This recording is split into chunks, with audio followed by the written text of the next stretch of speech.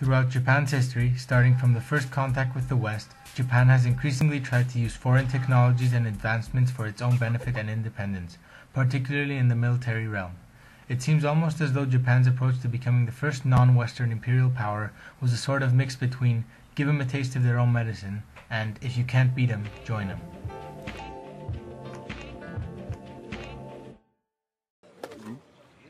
Whoa! Baseball? Son of a gun.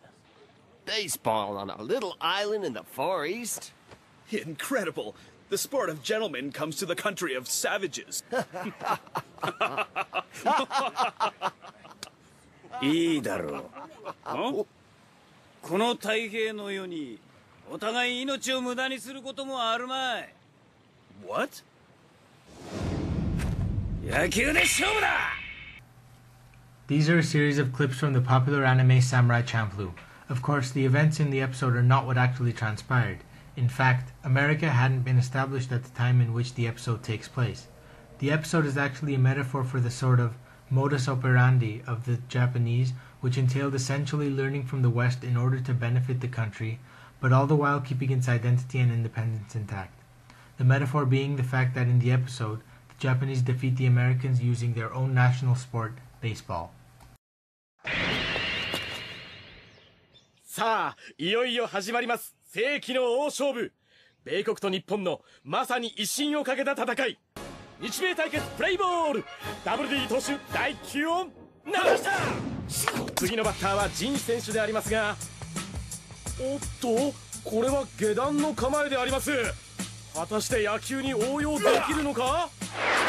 打った！打球はセンター前へ。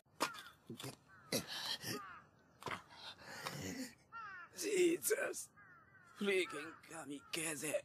このアメコードはさっさと国に帰りやがれ。起き上がった。もはや米国チームに選手はいません。試合終了です。Rangaku, which literally means Dutch learning and by extension Western learning, was a body of knowledge that was developed in Japan as a way of compensating the country being close to foreigners. そんな大それたこと言われても。それに異国の船は即刻打ち払いというお触れが出とりますゆえ。From 1640 up until 1720, Japan got its updates of international news solely from the Dutch envoy expatriates and visitors. After 1720, when Shogun Yoshimune relaxed the restrictions on the import of foreign books, there was an influx of Western literature, which included books from an array of topics such as new technology, medicine, and art. A school named Naratukai Juku was even established solely for the study and learning of Rangaku. This shows that even when the country was close to foreigners, the shogunate kept an eye on new developments and know-how from the West.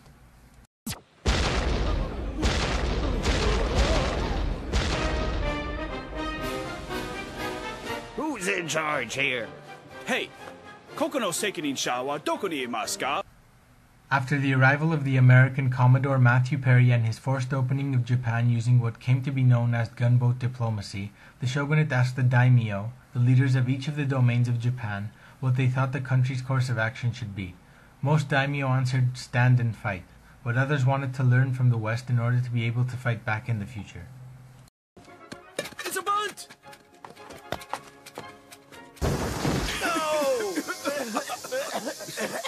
Ninja baseball.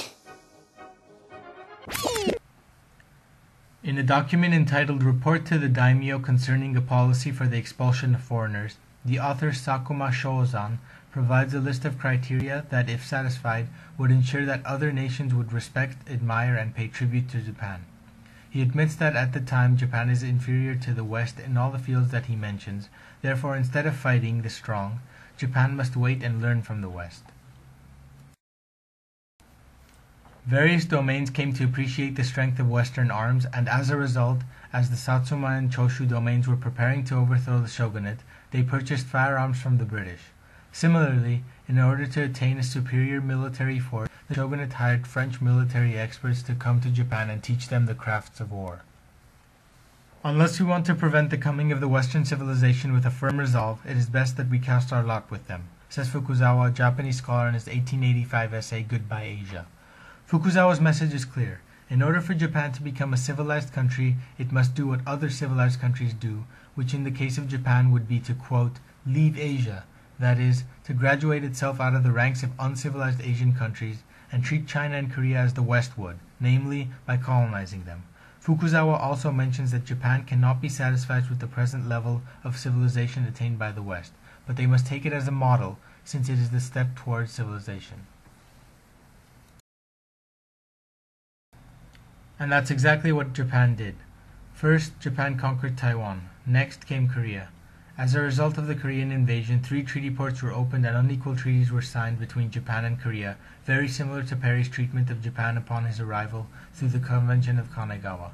In Emperor Meiji's letter to President Grant, Muchihito, Emperor of Japan, writes, quote, "We expect and intend to reform and improve so as to stand upon a similar footing with the most enlightened nations."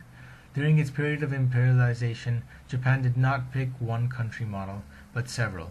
It borrowed institutions and strategies from the most advanced countries of the world, and eventually achieved the imperialist status that it had been aiming for. こうして試合はわずか1回で終わりを告げ、彼ら米国人は日本人に大きな恐れを抱いて帰っていった。そして1853年のペリー来航まで二度とこの地を訪れることはなかったのだ。